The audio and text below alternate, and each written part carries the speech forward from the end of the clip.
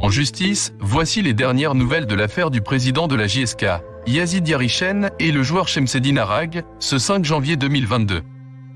Hier, le tribunal correctionnel de Bir Mourad Raïs en Algérie a ajourné le dossier du président de la JS Kabylie Yazid Yarichen et le joueur Chemseddine Arag, ainsi accompagné de l'accusé, Nassim Sadawi. Ce dernier est le manager de certains joueurs de l'équipe des Canaries.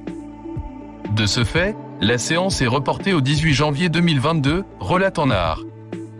De plus, les accusés sont également poursuivis pour le non-respect des éléments de la force publique et outrage à un organe statutaire.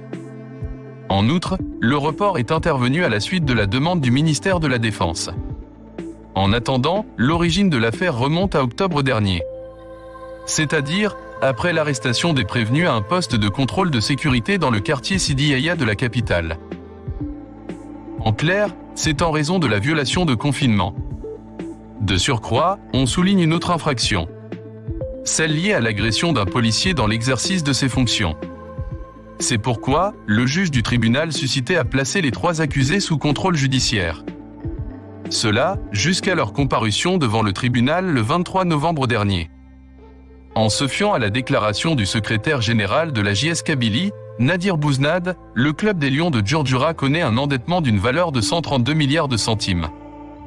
Ce chiffre s'étend sur la période entre 2017 et 2020.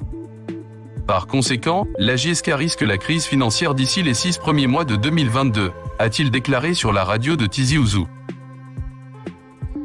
D'ailleurs, le responsable a mis en avant une dette de 6 milliards de centimes. Cette dernière revient aux joueurs de l'équipe kabyle en Algérie. Dans ce contexte, Bouznad met un point en relief.